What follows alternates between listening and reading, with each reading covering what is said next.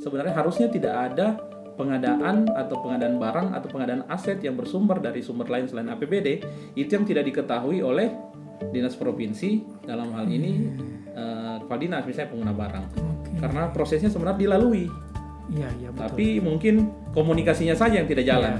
Jadi permasalahan yang sering terjadi dalam pengadaan barang jasa di sekolah, pertama itu pembangunannya apakah telah sesuai dengan perencanaan, desain, terus seperti apa misalnya harganya, tidak dilakukan markup. Misalnya kita bicara dana BOS, itu khusus untuk sarana prasarana banyak permasalahannya. Salah satunya itu adalah kekurangan kuantitas, pelaporan yang tidak sesuai dengan fisik, terus terdapat misalnya barang fiktif ataupun nota-nota pembelian yang tidak sesuai dengan yang seharusnya. Yang dilarang itu kan salah satunya itu kan membangun bangunan baru.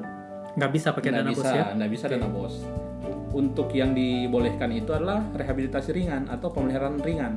Yang dalam hal ini misalnya ganti ubin, ganti lantai. Itu bisa ya? Bisa, ganti plafon. Nah, bukan secara keseluruhan mengganti struktur bangunan. Ya ganti saja, misalnya satu lembar seng, itu karena bocor misalnya satu lembar ini, itu bisa diganti tanpa harus menunggu dana atau harus dana tertentu sehingga mau direhab sekolahnya. Halo sahabat pendidikan Sulawesi Tenggara, kembali lagi di podcast Pojok Rindu. Hari ini kita akan membahas tema yang sangat penting dan dekat dengan sekolah tentunya, yaitu pengadaan barang dan jasa di satuan pendidikan, khususnya di SMA, SMK, dan SLB.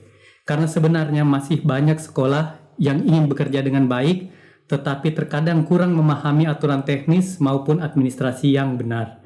Karena itu hari ini kita sudah menghadirkan seorang narasumber yang luar biasa tentunya ya. Beliau ini sudah malang melintang di dunia pemeriksaan, baik itu OPD maupun di sekolah satuan pendidikan, utamanya di SMA, SMK, dan SLB.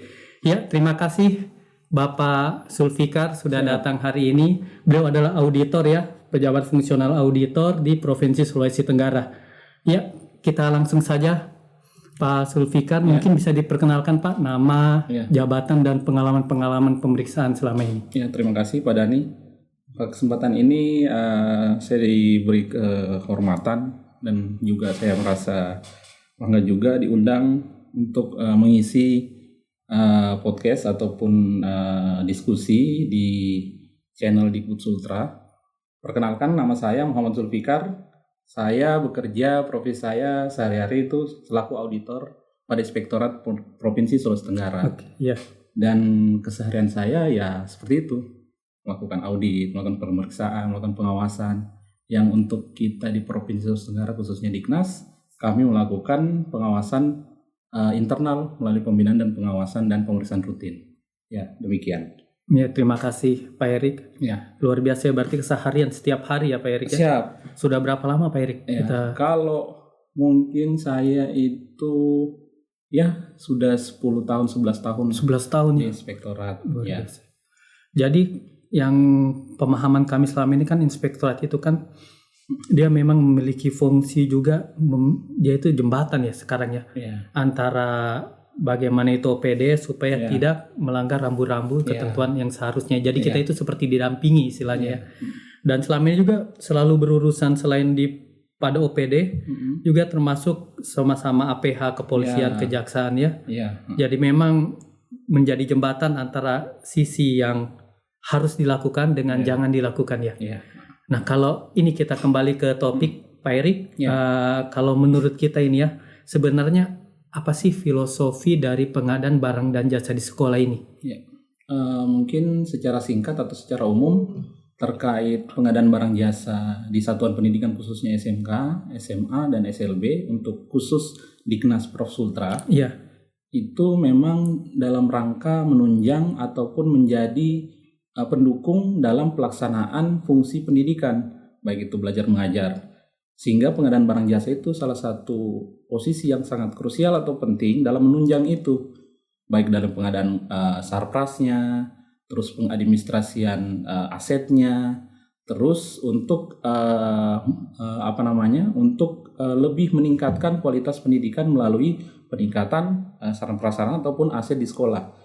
Dan yang sering kita temukan di lapangan memang terkait pengelolaan barang jasa ataupun permasalahan pengadaan barang jasa di satuan pendidikan itu memang karena pertama teman-teman di satuan pendidikan memang background dan juga latar belakang dari pendidikan ataupun kompetensinya itu sangat jauh dari pengadaan barang jasa. Ya, benar. Karena rata-rata background seperti kita tahu sendiri bahwa itu ada guru dan gurunya juga mungkin tidak selalu berinteraksi ataupun selalu mengenyam kompetensi atau pendidikan untuk pengelolaan barang jasa, sehingga disitulah letak salah satu faktor krusial yang sering mempengaruhi terjadinya permasalahan pengadaan barang jasa di sekolah. Iya, Ya. benar. Kan seperti kita tahu pelaku pendidikan ini kan basicnya pasti guru. Betul, Kepala sekolah juga kan Betul. pasti dasarnya guru. betul. Dan tiba-tiba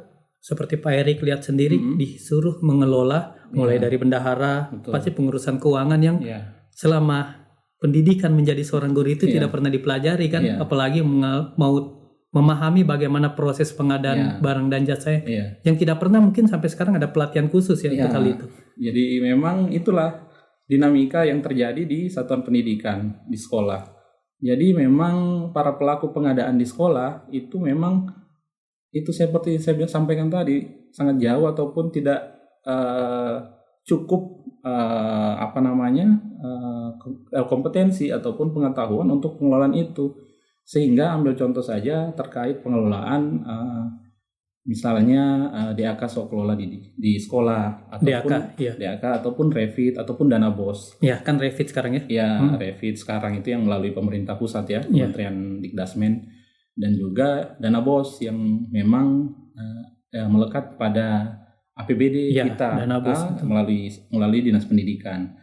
Jadi khusus untuk pengelolaan PBJ khususnya pengadaan sarpras di sekolah, jadi memang teman-teman ini diberikan suatu kewenangan yang kalau saya bilang cukup luas tanpa ada mungkin dalam pelaksanaan implementasinya itu mungkin didampingi oleh teman-teman Dignas provinsi, tapi tidak serta-merta itu dapat juga membantu mereka untuk mengelola secara benar atau secara Iya. baik, ataupun syukur kalau memang itu semua bisa dilaksanakan misalnya dengan otodidak melalui belajar atau bertanya ataupun rajin melakukan konsultasi ke Dignas ataupun langsung ke inspektorat atau ke UKPBJ dalam hal ini pengadaan Biro PBJ.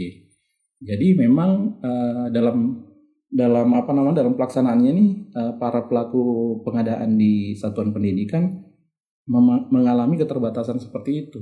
Iya, benar. Kan seperti Pak Erik ketahui sendiri ya, mereka ini kan backgroundnya memang bukan Iya. di bidang itu. Betul. Dan apalagi seperti yang disinggung tadi, Krisna Dana Dakto yang terus ada Revit dengan BOS ini kan ada yang harus mereka tanda tangannya surat pertanggungjawaban mutlak ya. Itu berarti resiko memang di sekolah dalam hal secara kapabilitas mereka ini tidak sequalify yang seharusnya dimiliki oleh para pelaku pengadaan barang dan jasa dan juga mungkin bendahara kan. Kalau di dinas seperti kita harus punya sertifikat untuk sebagai bendahara, tapi di sekolah kan yang notabene guru kan susah Pak Erik ya. Jadi kalau Pak Erik melihat ini ya, utamanya nih, kan ini kan berkaitan nanti akan runut ya, dari pengadaan, proses, masuk ke pemeriksaan. Nah ini kan inspektorat. Kalau Pak Erik dari mulai awal ini, kira-kira apa yang harus disiapkan oleh sekolah, utamanya kepala sekolah dan timnya untuk menghadapi sesuatu yang bukan sebetulnya dari dunia pendidikan kan? Iya. Jadi yang perlu saya cari garis besarnya saja, yang perlu disiapkan ataupun yang perlu dipahami oleh para pelaku pengadaan di satuan pendidikan khususnya kepala sekolah dan juga jajarannya termasuk bendahara, itu bagaimana pertama kita bagi 3 tahap. Pertama dalam perencanaan pengadaannya. Perencanaan pengadaannya, kalaupun misalnya kita sekolah hanya sebatas melaksanakan seperti misalnya dana DAK. Dan DAK kan melalui dinas provinsi. Jadi dalam tahap perencanaannya mereka misalnya dibantu oleh dinas provinsi. Tapi dalam hal ini mereka lah yang memberikan informasi yang benar terkait mana saja titik-titik yang memang krusial dan harus dibenahi misalnya dalam pengadaan sarpras. Mereka memberikan informasi terkait sarana prasarana ataupun baik fisik maupun bangunan ataupun sarana prasarana itu harus memang datanya benar dan valid sehingga perencanaannya dapat disusun dengan baik dari sisi seperti apa penanganannya, apakah dia itu misalnya saya ambil contoh untuk bangunan, dia memberikan informasi bahwa bangunan ini untuk ruang kelas ini dalam keadaan seperti apa, rusak ringan kah, sedang kah, atau berat, sehingga dalam perencanaannya itu sudah tepat direncanakan sesuai dengan kebutuhan sekolah. Terus yang selanjutnya, ke tahap selanjutnya itu tahap pelaporan, pelaksanaan, dan penatausahaan. Dalam pelaksanaan dan penatausahaan itu memang kalau kita bagi lagi, kalau misalnya dia dilaksanakan secara swaklola, berarti ada dua. Misalnya tim dari pelaksana satuan pendidikan itu adalah yang melaksanakan secara langsung. Misalnya dana DAK swaklola ataupun revitalisasi, Revit, dan juga dana BOS. Jadi mereka lah yang melakukan pelaksanaan dan pertanggungjawaban, sehingga sepenuhnya berada dalam tanggung jawab dan kewenangan mereka, sehingga pihak dinas hanya sebagai fasilitasi dalam pelaksanaan itu. Selanjutnya ke tahap pelaporan dan pertanggungjawaban. Tahap pelaporan dan pertanggungjawaban inilah yang menjadi faktor krusial dan faktor penting, karena pertama dalam pelaporan ini seringkali dalam melakukan pertanggungjawabannya mungkin teman-teman di satuan pendidikan ini belum paham secara mendalam terkait seperti apa, bagaimana mempertanggungjawabkannya, dan bukti apa pertanggungjawabannya, dan bagaimana mengontrol pelaksanaannya. Mungkin itu yang perlu lebih dalam, teman-teman harus mungkin dibekali cukup untuk para pelaku pengadaan barang jasa di sekolah, khususnya kepala sekolah. Mungkin nanti kalau kita cerita lebih lanjut, sebenarnya untuk misalnya bangunan sekolah atau sarana prasarana, kan seringkali misalnya kalau kita ada dana misalnya DAK itu dilaksanakan secara swaklola, teman-teman di satuan pendidikan khususnya kepala sekolah itu dalam melaksanakannya itu kalau tidak dibantu oleh tim teknis, bisa jadi dalam pelaksanaannya terdapat hal-hal yang bisa bertentangan dengan misalnya kalau dia mengacu pada kontraknya, kalau dia mengacu pada rencana RAB-nya. Jadi seperti itu. Iya, betul.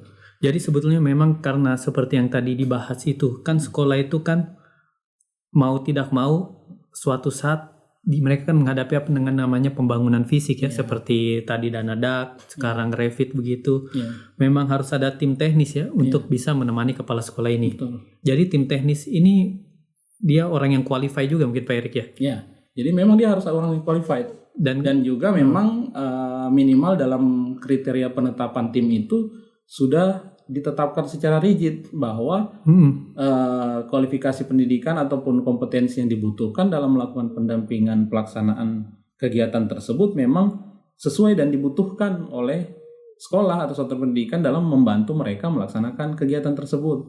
Ya, seperti itu.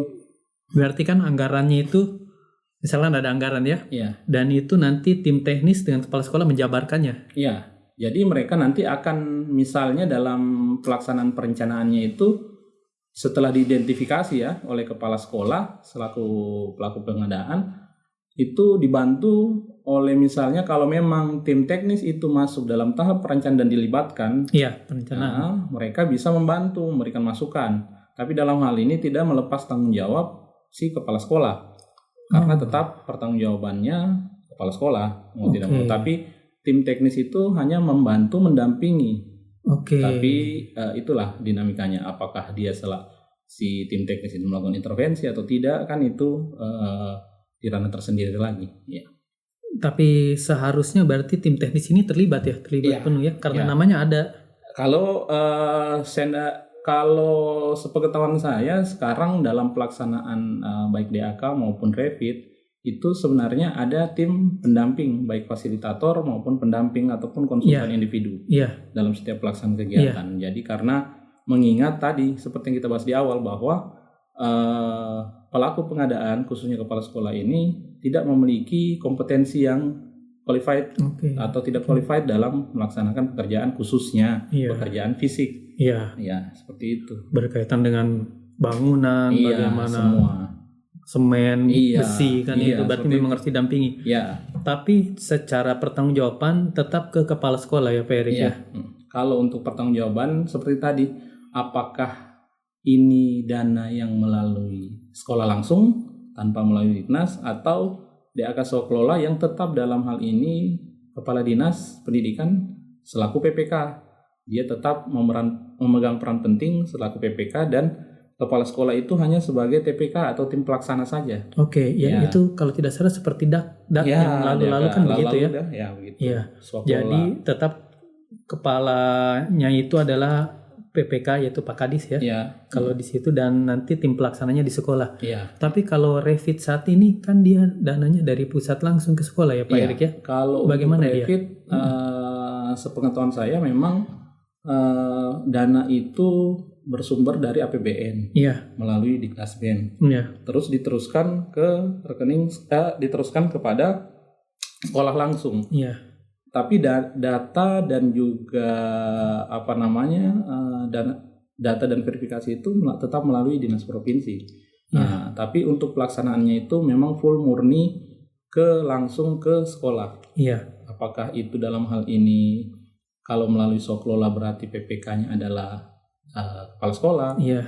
Tapi kalau dia misalnya melalui penyedia itu bisa saja ada ditunjuk PPK khusus Oh, betul. untuk Iya. pelaksanaan itu, apakah Iya. itu berasal dari Satkar Kementerian Iya, ataupun dari pihak lain. iya. Ya, seperti itu. Sepertinya begitu ya modelnya Iya, ya. iya. Berarti dia kalau posisi Revit sekarang seperti yang Pak Erik bilang itu, kalau dari sisi peran kan ini pusat dan sekolah langsung. Iya. Nah, bagaimana? Apakah sebetulnya dinas pendidikan provinsi itu dia itu apa mereka terlibat langsung di antara kedua ini atau hanya penerimaan manfaat saja Pak? Iya. Artinya kan kalau yang dak lalu Ya, masih bisa kita intervensi Iya. pengawasannya ya.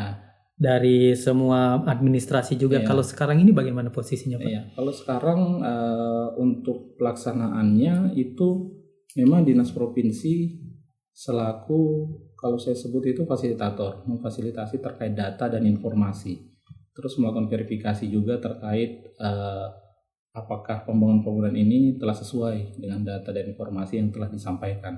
Walaupun dalam hal ini tidak terlibat secara langsung baik dalam unsur pelaksanaan maupun dalam unsur pertanggungjawaban. Jadi mungkin sifatnya tetap melakukan pengawasan melalui fungsi-fungsi yang seharusnya dimiliki oleh Diknas provinsi. Oke, jadi dia sebagai pengawasan saja tapi bukan Iya. pengawasan teknis begitu Pak? Nah, Oh begitu ya, iya. beda dengan dulu ya. Iya, mungkin pengawasan teknis tetap melekat pada satker yang ditunjuk atau membidangi Revit ini. Ya, berarti misalkan PPK pusat begitu Ya, Pak? bisa jadi. Seperti Begitu itu. ya, jadi memang dari tahap perencanaan juga Iya, mungkin ya.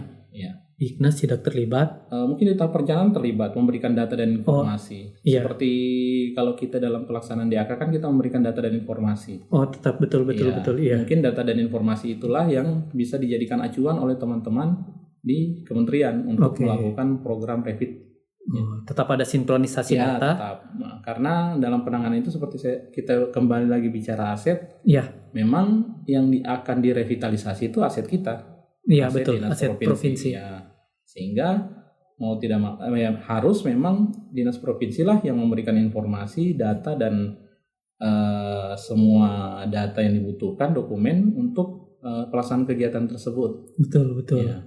Karena kita yang lebih paham apa yang sebetulnya dibutuhkan daerah, Ya. tapi nanti pusat yang akan membantu dengan anggaran dan model pekerjaan ini apakah swaklola atau bagaimana. Iya. Oke Pak Erik, betul sekali.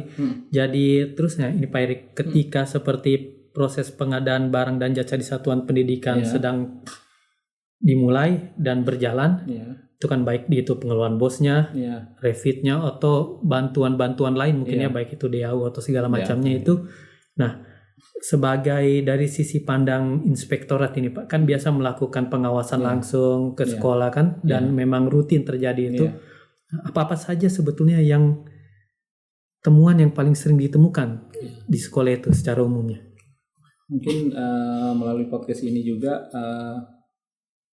saya secara pribadi menyampaikan mungkin sudut pandang yang dari sisi auditor kami. Iya. Dan akan memberikan informasi mungkin nanti secara umum bisa kita yang bisa dijadikan mungkin pegangan ataupun pedoman teman-teman pelaksana. Betul. Ya, jadi pertama dalam melakukan pengawasan kami Satuan Pengawasan Internal yaitu Inspektorat dalam melakukan pengawasan itu kan untuk pertama kita melakukan pengawasan untuk dana BOS, untuk DAK, untuk DAU.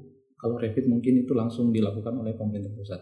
Jadi permasalahan yang sering terjadi dalam pengadaan barang jasa di sekolah, pertama itu untuk khusus pelaksanaan yang bersifat yang bersumber dari DAK ataupun dari DAU untuk bangunan sekolah itu banyak hal. Pertama itu pembangunannya apakah telah sesuai dengan perencanaan, desain, terus seperti apa misalnya harganya, apakah harga satuan yang ditetapkan itu tidak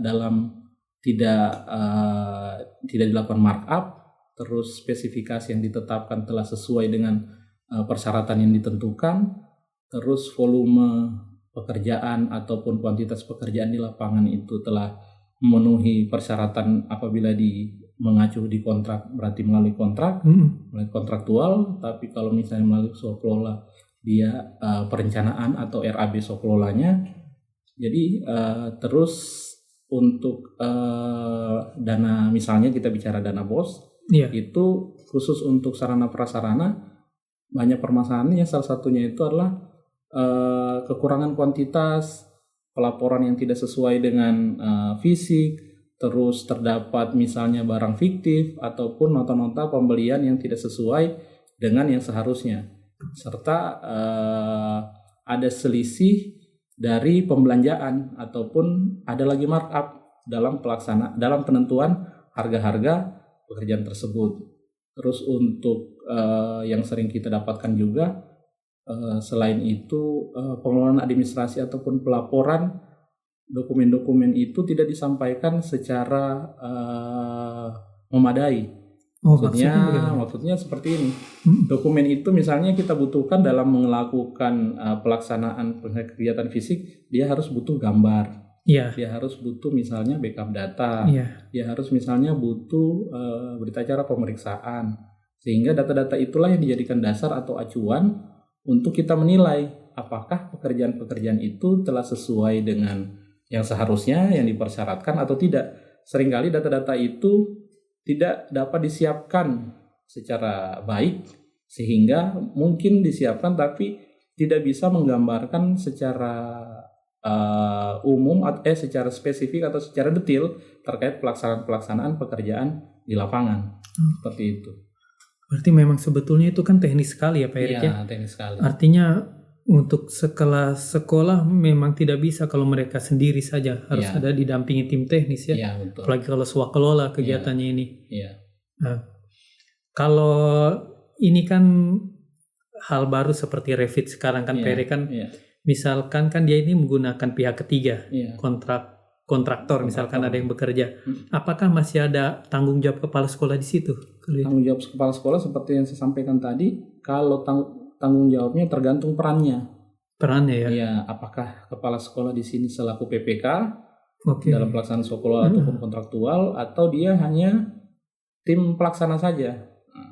Karena kalau dalam pelaksanaan, kalau Revit ataupun DAK itu kan peranannya tergantung metode pengadaan yang dilakukan. Kalau swakelola dan sumber anggarannya itu misalnya dari DAK, itu misalnya berarti kepala sekolah selaku pelaksana dan juga kepala dinas selaku PPK. Betul. Kalau dia misalnya sifatnya Revit, dia berarti uangnya dana yang ditransfer langsung ke sekolah, bisa jadi kepala sekolah adalah PPK-nya betul. Atau sebaliknya, dia hanya sebagai pelaksana saja, tetap satker yang melaksanakan tugas PPK tersebut. Tapi kalau seandainya memang misalkan dia hanya pelaksana satker yang menjabat atau dibebani dengan Iya. tanggung jawab itu sebagai PPK, Iya. tapi sebagai pelaksana teknis ini apakah kepala sekolah itu kehilangan tanggung jawabnya, Pak?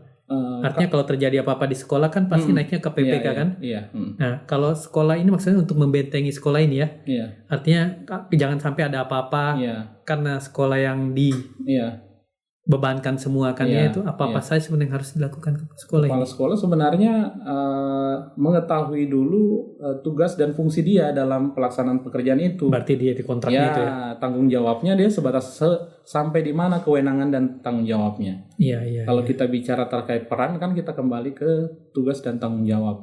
Dia sampai di mana, batasannya di mana.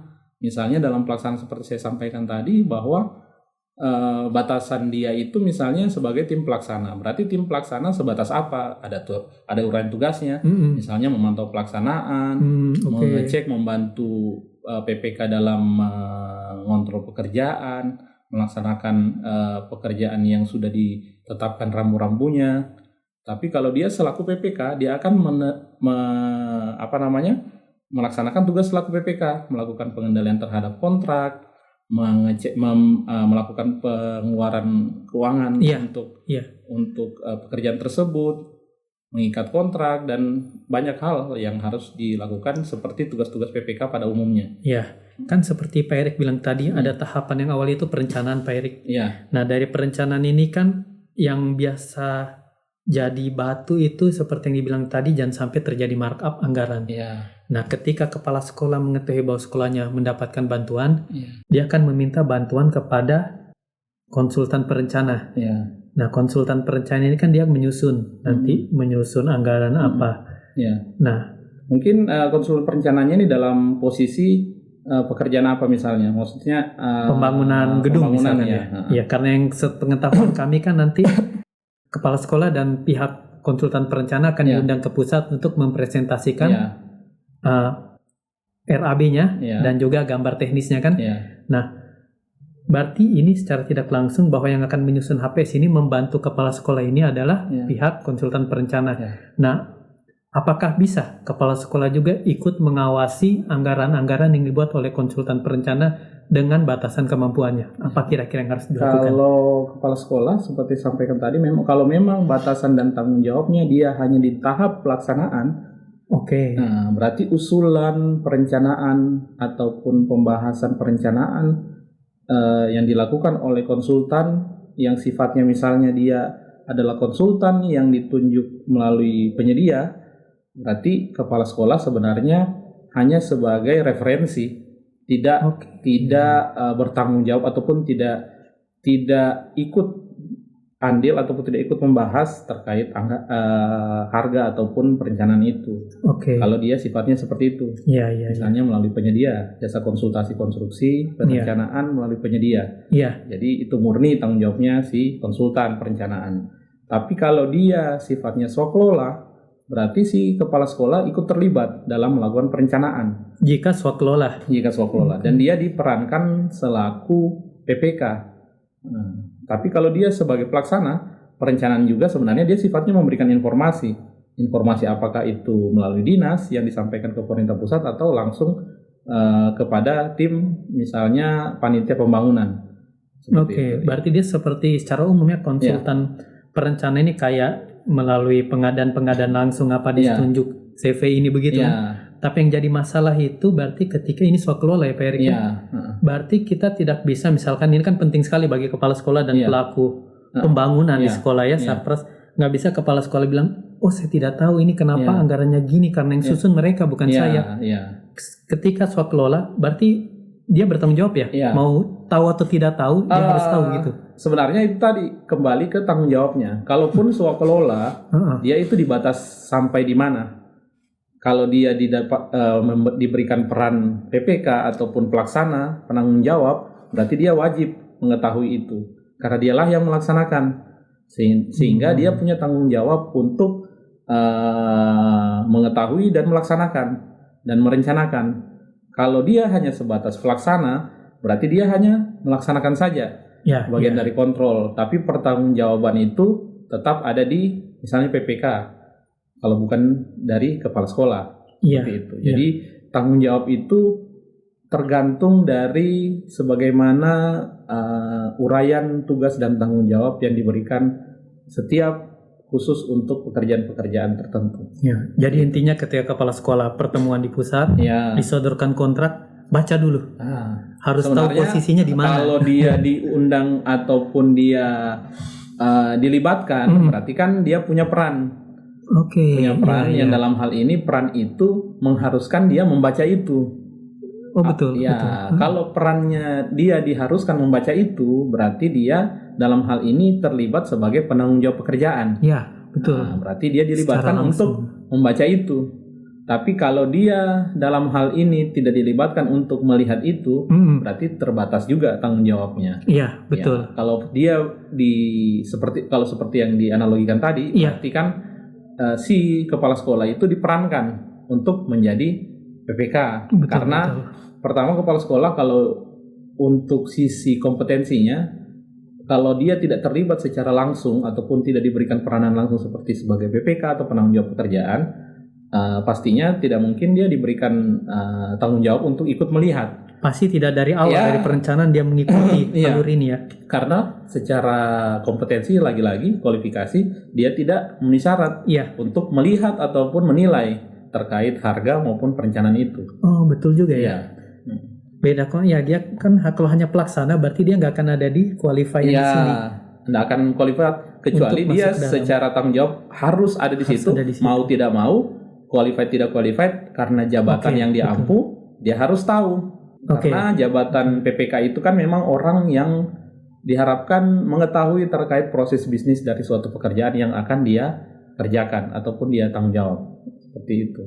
Sebetulnya PPK ini berarti mau dia bentuknya secara OPD maupun satuan pendidikan ini berarti sebenarnya filosofi PPK ini Ya. apa? Bagaimana Pak Erik? Apa memang ini orang bertanggung jawab penuh untuk seluruh kegiatan atau sebetulnya dia masih ada batas-batas tertentu? Artinya ketika terjadi sesuatu di kegiatan misalkan pembangunan ya, Iya. ada sesuatu yang tidak diinginkan terjadi masalah masih bisa Ya. bilang oh itu bukan di ranah saya atau memang apapun yang terjadi memang tanggung jawab saya dan saya harus memikul konsekuensinya. Ya, seperti tadi, kalau dia diperankan selaku PPK, berarti mau tidak mau seluruh tanggung jawab yang harusnya diemban oleh PPK dia harus mengetahui dan harus bertanggung jawab. Kalau misalnya dia diperankan sebagai PPK, dia tidak ada alasan untuk tidak mengetahui terkait hal itu.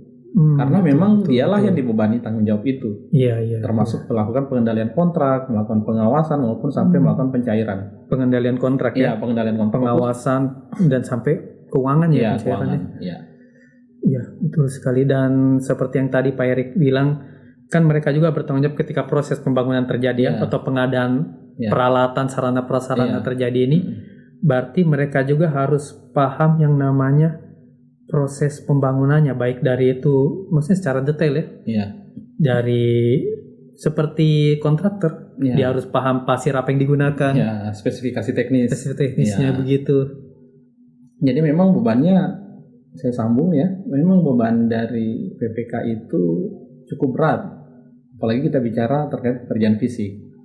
Karena itulah tadi, mungkin dalam pelaksanaan tugas dan fungsi dia selaku kepala sekolah, tidak pernah membayangkan bahwa akan mendapatkan tanggung jawab seperti ini untuk melaksanakan pekerjaan-pekerjaan yang sifatnya fisik. Yang mungkin selama ini dia hanya melakukan pengelolaan terhadap proses belajar mengajar, Iya. manajemen sekolah. Iya. Terus di satu ketika atau di suatu momen dia harus menjadi PPK yang mengontrol pekerjaan. Apakah itu dalam bentuk swaklola atau Betul. dia menjadi PPK dalam pelaksanaan pekerjaan fisik. Iya. Seperti saya ambil contoh permasalahan yang terjadi dalam pelaksanaan dana BOS. Iya. Dalam dana BOS itu kan sudah terdapat rambu-rambu yang seperti digariskan dalam Peraturan Dikdasmen nomor 8 tahun 2026. Oke. Yang sekarang 2025. Iya.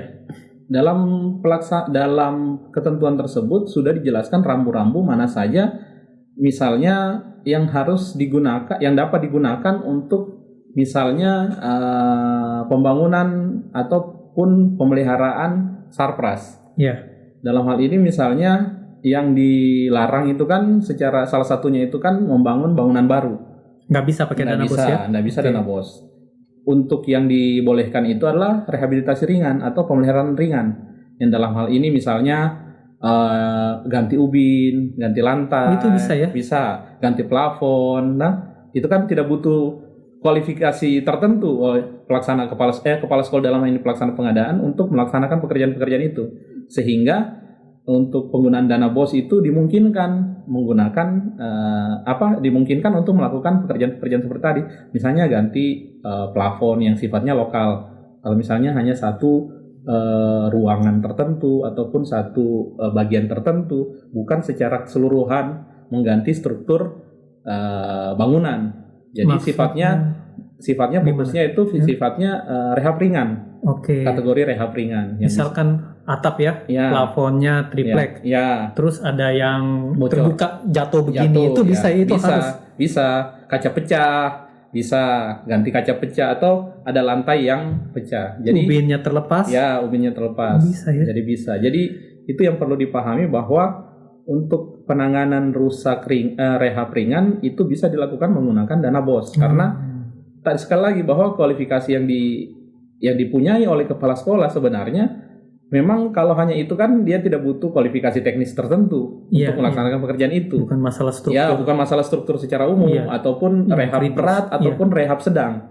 Dia masih kategori rehab ringan sehingga kualifikasi yang dibutuhkan untuk melaksanakan pekerjaan itu khusus untuk seperti saya bilang tadi contoh dana BOS tadi itu bisa dilakukan oleh kepala sekolah. Oh, misalkan gini Pak Erik ya. Ini kan biasa terjadi di sekolah kan ya. Misalkan hujan. Ada tetesan air. Berarti kan sengnya ada yang harus diganti. Ada yang bocor. Enggak semua. Tapi pasti dapat ada beberapa bisa. Ya, lokal. Misalnya sifatnya lokal. Saya bilang tadi lokalisir. Jadi misalnya dalam satu bangunan itu hanya bagian tertentu saja yang tidak butuh analisa teknis tertentu ataupun kualifikasi tertentu untuk menilai bahwa itu layak diganti atau tidak diganti karena kita bicara kebutuhan insidental ataupun yang langsung di lapangan misalnya tapi sifatnya ringan sehingga bisa dilaksanakan langsung. Misalnya kayak tadi bocor ya ganti saja misalnya satu lembar seng itu karena bocor misalnya satu lembar ini itu bisa diganti tanpa harus menunggu atau harus dana tertentu sehingga mau direhab sekolahnya karena itu kan urgent dan itu sifatnya ringan bukan kerusakan yang sifatnya masuk kategori sedang ataupun berat. Betul karena ada sekolah juga kan biasa tertentu ya ini ya tapi kecil maksudnya ketika mau naik ke sekolah kita lihat kacanya pecah seperti ubinnya terlepas tapi kan mereka bilang tunggu bantuan Revit misalnya atau DAK kan kasihan siswa kita kan ini tidak bisa sekolah ini sudah lepas tripleksnya atau pintunya engselnya sudah lepas kacanya pecah semua atau beberapa pecah kan itu sebetulnya itu harusnya bisa ditanggung kepala sekolah lewat dana BOS. Memang peruntukan BOS untuk itu juga kan kita mengacu ke kriteria dalam ketetapan Permendikdasmen nomor 8 tahun 2006 salah satunya itu memang mengatur di pasal 42 itu dan dijabarkan di lampiran 1 itu bahwa salah satunya itu penutup plafon, penggantian lantai itu memang masuk dalam ranah ruang lingkup dari pemeliharaan sarpras, termasuk mengganti meja yang rusak. Kalau rusaknya rusak ringan. Terus misalnya ada pintu yang lepas, engselnya seperti itu. Jadi misalkan, itu masih bisa ditangani oleh dana BOS. Meja itu goyang-goyang krik masih bisa ya? Masih bisa. Diperbaiki dianggarkan oleh dana BOS. Iya, masih bisa. Karena termasuk kategori rusak ringan misalnya. Sandaran belakang kursi lepas pakunya bisa ya? Sehingga kepala sekolah pelaku pengadaan barang jasa sekali lagi kepala sekolah tidak usah terbebani dengan harus nunggu anggaran besar atau harus nunggu anggaran yang seperti apa karena sudah digariskan dan sudah ditetapkan memang kategori yang bisa ditangani oleh kepala sekolah itu seperti itu karena memang sudah diperhitungkan bahwa ini sudah cukup kalau hanya gini tidak perlu analisis tertentu ataupun didampingi oleh seperti tadi pendamping ataupun fasilitator. Betul. Ya. Tinggal beli seng, panggil tukang kerja di atas, dilihat bagus tidak bocor kan? Sudah. Skillnya bisa lah untuk masyarakat yang bukan memiliki kualifikasi teknis. Pekerjaan ringan lah.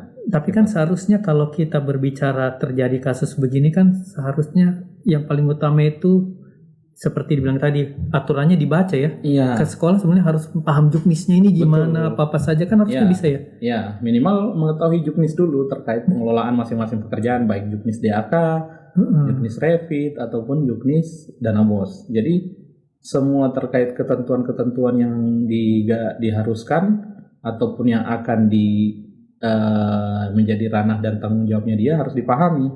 Karena kembali lagi ke tugas kami selaku pemeriksa Iya. itu adalah melihat kepatuhan.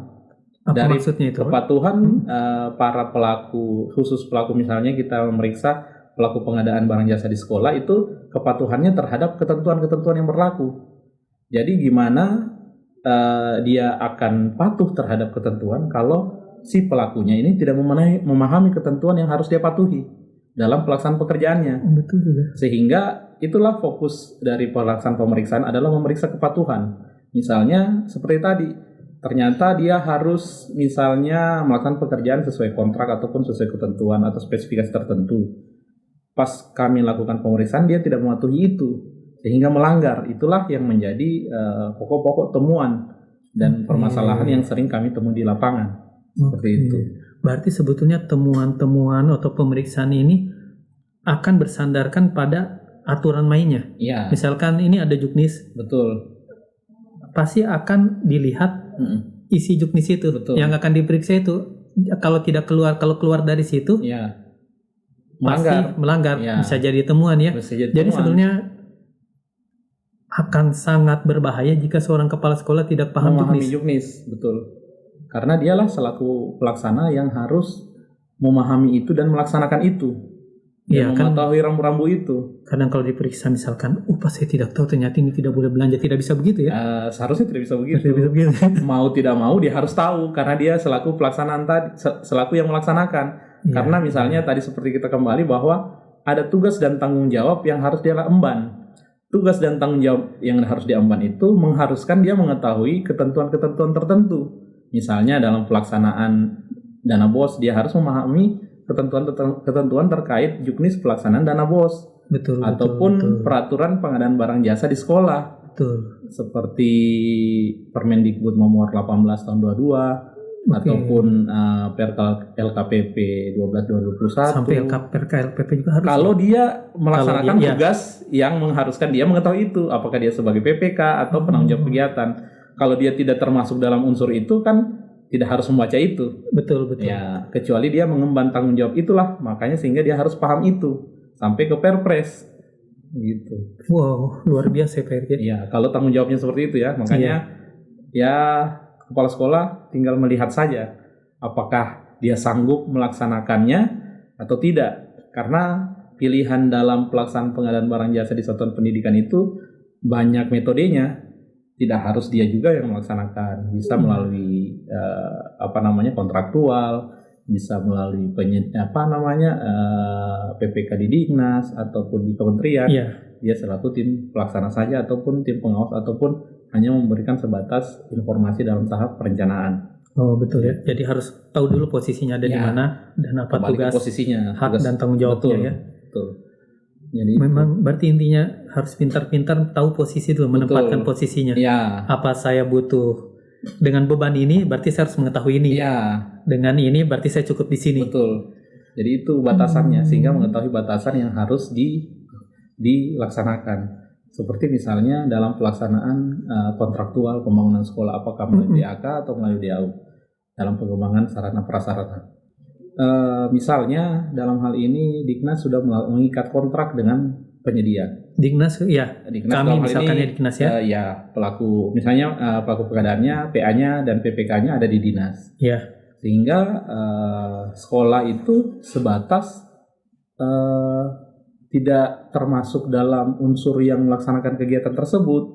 Dia hanya penerima manfaat. Iya. Ya, kalaupun dia dimintai oleh pihak PPK dalam hal ini kepala dinas untuk melakukan pengawasan, tapi bukan merupakan tanggung jawabnya untuk melakukan pengawasan. Iya. Karena yang berikat kontrak dan yang melaksanakan kegiatan itu adalah misalnya dinas OPD tertentu, misalnya dalam hal ini dinas provinsi. Oke, misalkan seperti yang Pak Erik bilang tadi, Iya. misalkan ada pengadaan ini ya, Iya. pengadaan komputer untuk sekolah, Iya. yang mengadakan pihak dinas, Iya. sudah ditentukan sekolah-sekolahnya Pak, Iya.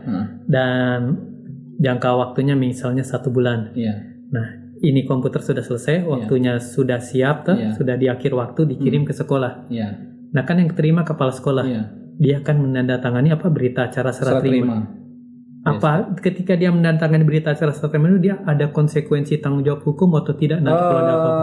Tanggung jawab hukumnya tergantung sebatas seberapa jauh dia memiliki kewenangan. Pertama, kalau dia hanya sebatas penerima, Iya, penerima. misalnya dia tidak berikat kontrak terkait pengadaan tersebut, dia hanya selaku penerima, dia yang diberikan manfaat. Iya. Misalnya Dignas itu kontraktor itu menyerahkan barang ke dia itu mewakili penerima manfaat menerima karena dia yang butuh. Iya. Sehingga dia menerima, dia mencatat jumlah dan juga spesifikasi yang apakah telah sesuai dengan yang diinginkan atau tidak. Masalah serah terima yang sebenarnya itu kembali ke PPK-nya. Misalnya PPK itu akan melakukan serah terima yang akan mengacu pada kontrak yang dia ikat. Baik spesifikasi, harga ataupun jumlah. Iya. Yang akan dia terima. Setelah itu, setelah diserahkan ke PPK-nya dari dinas baru ke sekolah. Karena penerima manfaat itu dinas sekolah, misalnya sekolah butuh komputer jenis ini, laptop jenis ini, misalnya dia i7 misalnya. Terus di bawah ternyata yang dikontrak itu i5. Iya, misalkan ada yang begitu. Ya, i5 misalnya. Tapi kan yang penting misalnya substansinya dinas menilai bahwa cukup misalnya komputer inilah bisa melaksanakan tugas dan fungsinya. Karena yang diikat dalam kontrak memang i5, tidak melanggar. Tapi yang diserahkan ke sekolah, sebenarnya permintaannya sekolah itu spesifikasi tertentu. Tapi itu kan kembali ke kontrak tadi. Yang penting dia menerima sesuai jumlahnya dan sesuai dengan peruntukannya. Masalah spesifikasi dan harga merupakan tanggung jawab terpisah yang diemban oleh si PPK. Kepala sekolah, dalam hal ini sekolah hanya penerima manfaat saja. Jadi BST-nya seperti itu. Iya. Gitu. Paham. Kalau seandainya ada kasus misalkan, ini dari sudut pandang kepala sekolah dia menerima barang seperti Pak Erik bilang. Memang dia mintanya sebenarnya pengen i7 misalnya, tapi kan i5 ini datang nggak apa-apa. Karena memang seperti yang dibilang tadi kan, dia penerima manfaat kan. Nah, seandainya ada komputer itu yang cacat, tidak menyala, atau ada yang kurang keyboard atau apanya, dia berhak tidak dia menolak untuk menerima barang itu? Kalau menolaknya itu dalam hal ini kepala sekolah itu sebenarnya akan menyampaikan dulu komplain sebenarnya dulu. Bukan dalam posisi menolak, tapi menyampaikan bahwa ternyata kondisinya seperti ini, dan itulah yang akan dilakukan klaim oleh PPK. Misalnya dialah yang berkontrak, itulah yang akan diklaim ke penyedia bahwa ada cacat produk atau apa, sehingga kembali ke kontrak. Kalau ada seperti itu kan ada garansi atau apa yang diberikan oleh penyedia, sehingga dalam hal ini sekolah tidak dalam posisi menolak sebenarnya. Dia hanya menyampaikan bahwa ini ada yang rusak. Nah, bukan saya tidak terima, tapi ini rusak, nggak bisa digunakan. Karena yang punya kewenangan untuk menolak barang itu sebenarnya PPK dan kontraktor yang berjanji dengan kontraktor. Sehingga misalnya ternyata rusak, nggak bisa digunakan, sampaikan ke PPK dalam hal ini kepala dinas. Kepala dinas lah yang akan berkomunikasi dengan penyedia, misalnya dalam masa rentang. Kalau kita bicara barang itu ada masa garansi. Kalau kita bicara itu konstruksi ada masa pemeliharaan. Sehingga itulah yang bisa digunakan oleh pihak dinas meneruskan komplain dari pihak sekolah untuk menyampaikan apakah ini barang harus diganti atau tidak diperhitungkan. Kalau tidak diperhitungkan misalnya sudah tidak bisa, berarti harus mengembalikan uang senilai yang tidak berfungsi ini. Tapi kalau masih bisa diganti dalam masa rentang garansi, itu diganti. Misalnya garansinya biasanya layanan purna jualnya itu misalnya 2 tahun atau 1 tahun, tergantung masing-masing penyedia seperti apa. Ini kan sama kasusnya seperti pengadaan Sarpras itu kan di angka kemarin kan ada juga pengadaan peralatan yang tidak diswakolokan di sekolah kan. Ya. Jadi sekolah hanya menerima Pak Erik Ya. ya. Tapi kan dia kan disuruh kalau sudah terima kan tanda tangan BST kan. Ya. Tapi kalau ada yang cacat kan takut juga kepala sekolah. Ya. Pak, jangan sampai nanti saya Bertanggung jawab. Iya bertanggung jawab dan saya terima nanti bilang saya bagaimana kan. Ya. Begitu juga kan dinamika. Ada perasaan, ada pikiran seperti itu. Iya takut. Tapi kembali seperti sampaikan tadi, tugas dan tanggung jawabnya seperti apa? Ya kan sebenarnya penerima manfaat. Iya, Harusnya dia itu sudah melihat bahwa oh ya ternyata ini tidak bisa digunakan atau apa. Karena kan misalnya ternyata di dinas itu jadi, karena kan harus diserah terima dulu secara kontraktual di dinas. Iya betul. Karena selaku PPK. Iya. Jadi sehingga apabila sudah clear di tataran PPK, sehingga tinggal melakukan distribusi kepada sekolah. Nah, disitulah sebenarnya ada faktor lain. Apakah dalam proses pendistribusian dan pengantaran itu terjadi sesuatu hal, apakah misalnya jatuh, terbanting atau apa, atau kecurian, dicuri atau apa. Nah, sehingga pada saat proses serah terima di sekolah, pihak sekolah itu yang akan melihat secara aktual pada saat proses distribusi bahwa oh ternyata ada yang rusak atau ada yang ini mungkin luput pada saat pemeriksaan di dinas. Ataupun terjadi hal-hal yang seperti saya jelaskan tadi, ada sesuatu terjadi pada saat proses distribusi dari pada saat serah terima di dinas ke serah terima ke sekolah. Sehingga tanggung jawabnya kepala sekolah tidak usah ragu menyampaikan itu, karena sebenarnya kepala sekolah yang tidak mengikat kontrak dengan penyedia atau tidak bertanggung jawab secara hukum terhadap hal itu. Sebenarnya apapun yang terjadi itu masih tanggung jawab dari pihak PPK yang berikat kontrak. Berarti kalau pemeriksaan ke inspektorat akan begitu ya? Ya, akan seperti itu. Pasti kembali ke PPK yang dilihat bisnis prosesnya di situ ya. Kecuali dalam hal ini ada kepala sekolah yang dalam hal ini tanda kutip nakal. Misalnya misalnya kan itu bisa saja terjadi, ada kemungkinan terjadi seperti itu. Misalkan ini diambil atau bilang oh ternyata kurang, harusnya 20, misalnya 10. Dilaporkan hanya 9 kurang 1. Ternyata pada saat distribusi itu sudah cukup 10.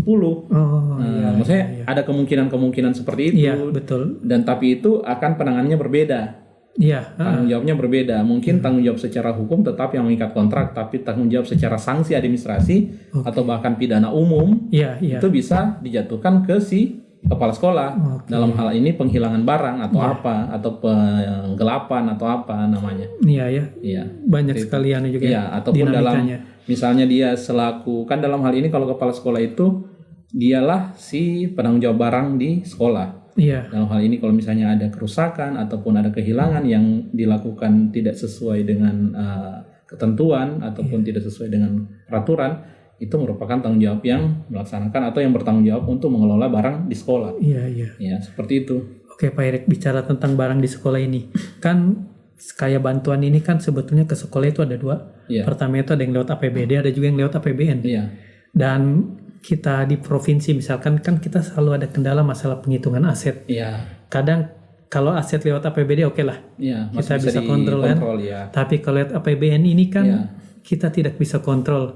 Nah, di sini apakah kepala sekolah itu wajib melaporkan barang yang memang bukan dari APBD, APBN tetap harus dilaporkan atau bagaimana ini sebetulnya? Sebenarnya untuk pelaporan dan pencatatan aset secara umum di sekolah, itu kepala sekolah tetap harus bertanggung jawab kepada pimpinannya. Karena misalnya di SMA, di level satuan pendidikan di provinsi, yang dalam hal ini SMA, SMK, dan SLB, dia tetap harus bertanggung jawab kepada pengguna barang. Mau barangnya dari manapun tetap kepada pengguna barang, dalam hal ini kepala dinas. Oh begitu ya? Ya, kalau misalnya barangnya ternyata dari APBN, kita kan sudah mengetahui sebenarnya seperti yang kita cerita di awal tadi bahwa perencanaan untuk pekerjaan apapun itu baik Revit maupun dan APBN itu kan perencanaannya itu berasal dari dinas. Oh iya betul.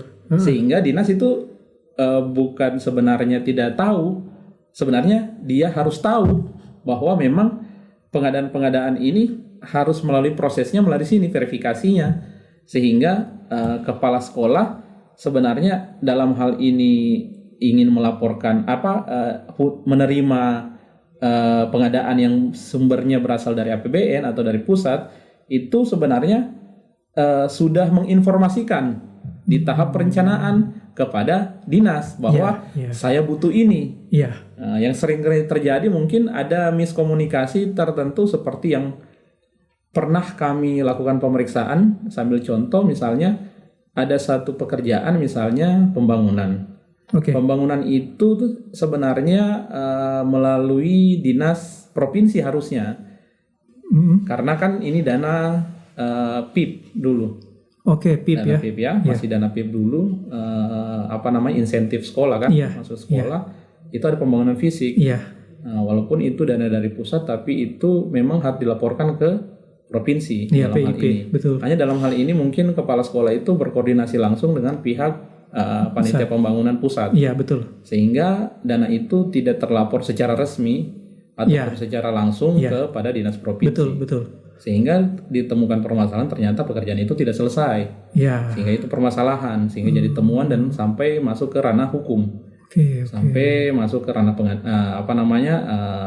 pidana. Sehingga kepala sekolah terjerat masalah karena itu. Tapi itu tadi celahnya, ternyata kepala sekolah ini dapat berurusan langsung, dapat melakukan koordinasi langsung ke pihak tanpa melaporkan prosesnya ke pihak provinsi. Makanya dalam hal ini sebenarnya kalau kita kembali kepada kepala sekolah, harusnya kepala sekolah itu kalau memang tidak diketahui sama sekali prosesnya oleh pihak dinas provinsi, yang dalam hal ini dia masih di bawah dinas provinsi, dia harus tetap melaporkan semua aset dan barang yang diadakan melalui sumber lain selain APBD. Wajib ya? Wajib. Karena manfaat dan penerima manfaatnya itu sebenarnya adalah kita selaku pemerintah daerah.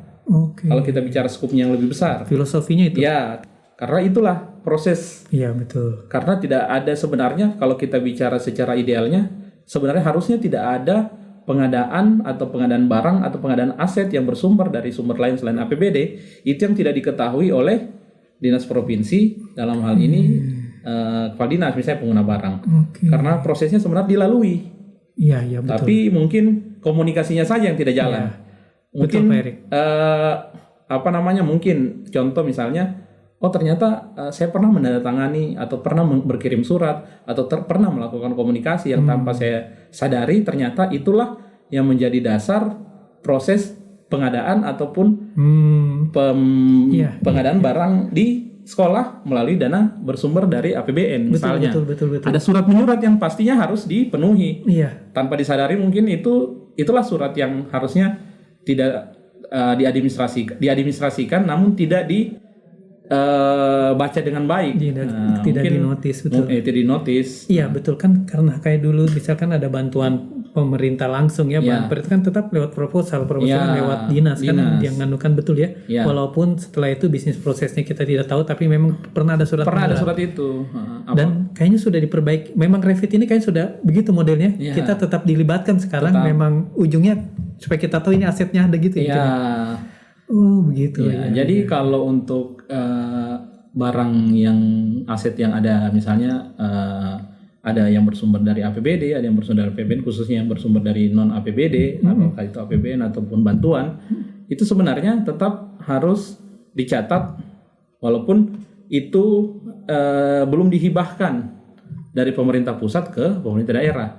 Sebenarnya selaku penerima manfaat di mana-mana seharusnya pemerintah pusat itu melakukan hibah ke pemerintah daerah terkait barang yang diadakan di daerah. Betul. Karena targetnya itu adalah pemerintah daerah. Yang dalam hal ini pengelolaan barangnya itu adalah pemerintah daerah. Sehingga supaya tidak terjadi kerancuan dalam pencatatan aset. Misalnya bangunan A itu milik APBN, bangunan B itu milik APBD. Sehingga terjadi kerancuan. Sehingga betul. Iya. Ini aset APBN, pencatatannya bukan di kami, misalnya APBD. Ada pemahaman begitu. Ada pemahaman seperti itu. Kepala sekolah mungkin tahu bahwa ini dari pusat. Tapi dia hanya mencatat misalnya tidak memasukkan ke kartu inventaris barang dia. Tapi ini pengadaan ada. Sehingga sebenarnya seperti itu harus cepat diserah terimakan sebenarnya. Serah terimakan dari pemerintah pusat ke daerah, sehingga untuk meminimalisir permasalahan pencatatan aset tadi. Serah terima ya? Bisa dengan dilakukan, pemerintahnya ya? Bisa dihibahkan setelah pasca pembangunan. Pasca pembangunan itu dihibahkan. Kayaknya begitu ya. Revit itu begitu modelnya kayak Harusnya sekarang. seperti itu. Iya, ada begitunya nanti akhirnya. Nanti ada serah terima ke pemerintah dari pemerintah pusat ke daerah. Iya. Karena dalam hal ini yang diberikan bantuan itu daerah.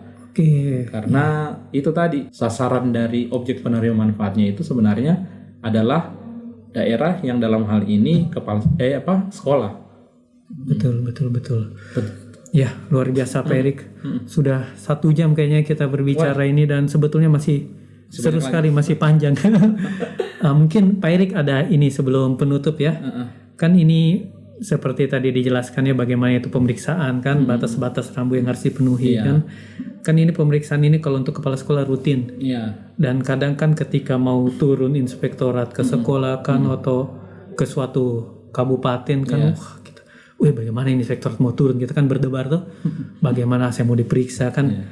Mungkin ada masukan sebetulnya apa ini sebetulnya pemeriksaan pengawasan pembinaan atau apa ini maksudnya supaya kita sama-sama satu pemahaman lah kenapa inspektor itu harus turun ke sekolah dan memeriksa. Dan ini mungkin juga harus dipahami juga, saya informasikan di momen ini bahwa dalam kami melakukan pengawasan itu memang ada jenis-jenisnya. Oke, ya. Nah, misalnya kalau kita dalam hal ini melakukan pengawasan rutin itu misalnya melakukan pemeriksaan, ada audit kinerja, ada audit kepatuhan, dan yang sifatnya misalnya pembinaan, apakah itu asistensi, pendampingan ataupun evaluasi. Kalau sifatnya monitoring itu misalnya dana BOS, monitoring dana BOS itu bagian dari evaluasi, dari pemantauan. Jadi tinggal dilihat saja bagi kepala sekolah kira-kira teman-teman yang melakukan pemeriksaan di sekolah itu jenis pemeriksaannya apa. Kalau itu dia sifatnya, kami juga ada salah satunya itu investigasi. Kebetulan saya di bidang investigasi. Bisa dijelaskan? Menangani permasalahan-permasalahan itu seperti yang di awal tadi bahwa disinggung bahwa kami itu berkoordinasi dengan aparat penegak hukum dalam melakukan penanganan perkara. Penanganan perkara korupsi, baik itu dimanapun, termasuk yang di sekolah. Seperti yang saya sampaikan sebelumnya bahwa kami pernah menangani itu di salah satu sekolah. Misalnya terkait permasalahan-permasalahan ada apakah itu pengelolaan dana BOS atau pembangunan ataupun DAK ataupun dana insentif yang berasal dari pemerintah pusat. Jadi tinggal dilihat saja bagi kepala sekolah yang misalnya jadi sasaran ataupun objek pemeriksaan. Tinggal dilihat saja jenis pengawasan dan jenis auditnya seperti apa. Tinggal mungkin bisa minta informasi dari pemeriksanya, misalnya ini dalam rangka apa, pemeriksaan ini. Jadi itu mungkin bisa jadi dasar bersikap bahwa kami dalam rangka pemeriksaan ini. Apakah itu sifatnya pembinaan atau sifatnya sudah preventif? Sifatnya sudah penindakan atau sudah eksekusi atau sudah audit lah. Sehingga teman-teman di kepala sekolah itu bisa lebih aware atau lebih peduli bahwa ternyata misalnya ini audit kinerja, berarti apa saja yang harus kami siapkan dalam proses audit kinerja. Ini sampling audit kepatuhan yang dilakukan di Dignas yang sasarannya adalah sekolah. Tinggal lihat seperti itu. Mungkin bisa berkomunikasi dengan pihak dinas, karena biasanya pemeriksaan itu kalau memang bukan dana yang bersumber langsung di kepala sekolah, itu tetap berkoordinasi dengan dinas provinsi. Dalam hal ini Dignas, Dignas Prof Sultra. Tapi kalau yang sifatnya dana yang langsung masuk ke sekolah, biasanya itu tidak harus langsung berkoordinasi dengan dinas provinsi, tapi bisa langsung menyasar langsung ke sekolah. Karena pengelolaan itu full murni di sekolah. Kayak dana BOS gitu ya. Jadi tinggal dilihat saja kepala sekolah itu kelola apa saja. Tahun ini misalnya dia kelola dana BOS, dia kelola DAK Swaklola, dia kelola Revit. Sehingga kita bisa melihat resiko pemeriksaan saya untuk Revit itu ini. Misalnya saya akan dilakukan pemeriksaan monitoring oleh Inspektorat Kementerian Jenderal Dikdasmen. Misalnya terus untuk misalnya monitoringnya mungkin bisa melibatkan BPKP. Bisa atau pemeriksaan evaluasinya bisa BPKP. Tapi misalnya untuk DAK yang bersumber dari APBD itu sudah pasti Inspektorat Provinsi dan BPK. Jadi itu sudah diketahui bahwa kalau rutin itu pemeriksaan belanja modal, misalnya pemeriksaan laporan keuangan, atau misalnya kalau inspektorat itu pemeriksaan audit kinerja, audit kepatuhan, atau monitoring dana BOS. Oke. Nah, kalau untuk DAK seperti itu juga, tinggal dilihat audit apa. Jadi kepala sekolah ataupun pelaku pengadaan barang jasa di satuan pendidikan di sekolah itu sudah bisa melihat kembali ke tanggung jawab dan kewenangannya terhadap pengelolaan kegiatan yang dia lakukan dalam 1 tahun anggaran. Betul. Tinggal melihat kebutuhan informasi yang harus dibutuhkan. Kalau saya menyarankan teman-teman kepala sekolah sepanjang itu mematuhi apa yang kita sudah diskusikan sebelumnya, itu harusnya sudah tidak perlu takut. Kecuali ada permasalahan yang krusial yang itu mungkin ditutupi atau apa mungkin seperti itu. Tapi kalau sifatnya kami inspektorat yang melakukan itu, ya harusnya lebih bisa kooperatif, dan itu sebenarnya bisa membantu untuk memperbaiki tata kelola di sekolah. Karena pertama begini, kami inspektorat sudah berada pada level 3. Kalau itu mungkin level 3, kalau ada penilaian kami APIP itu kapabilitas APIP. Jadi kami sebenarnya sudah jadi mitra strategis bagi OPD. Jadi kami lebih banyak melakukan pengawasan yang sifatnya konsulting. Jadi sebenarnya teman-teman di sekolah itu harusnya bisa lebih bisa lebih tenang kalau inspektorat yang turun. Kalau dalam hal ini ternyata pemeriksaannya itu sifatnya konsulting, apakah itu monitoring, pendampingan, audit kinerja. Itu sifatnya konsulting. Jadi itulah yang bisa dijadikan mungkin dari ketidakpahaman dan ketidaktahuan itu, ternyata setelah dilakukan audit ternyata diketahui ternyata kesalahannya itu seperti ini, sehingga itu bisa dilakukan perbaikan. Berarti sekolah sebenarnya bisa bertanya juga, sebenarnya bisa. Kenapa ini salah? Bagaimana? Jadi kesempatan mereka. Sepanjang itu tidak dilakukan secara sengaja ataupun tidak ada unsur-unsur yang bisa berkaitan ataupun bisa terkategori sebagai tindak pidana. Seperti itu. Jadi itu yang bisa saya sampaikan untuk kepala sekolah pada kesempatan ini. Luar biasa sekali Pak Erik. Terima kasih atas waktunya di hari ini. Insya Allah nanti kita bertemu lagi. Selalu tidak bosan untuk kebaikan Sulawesi Tenggara. Terima kasih kepada narasumber kita dari Inspektorat Provinsi, Pak Erik, auditor jabatan fungsional beliau. Dan semoga podcast ini bisa menjadi pengingat juga bagi kita semua bahwa pengadaan barang dan jasa di sekolah itu ternyata bukan hanya soal administrasi, tetapi memang soal tanggung jawab terhadap dunia pendidikan. Jadi apapun itu jenisnya, kepala sekolah dan teman-temannya selaku tim yang mengelola kegiatan itu mohon memahami semuanya, juknisnya, aturannya, dan filosofi dari kegiatan itu. Sekian. Wassalamualaikum warahmatullahi wabarakatuh.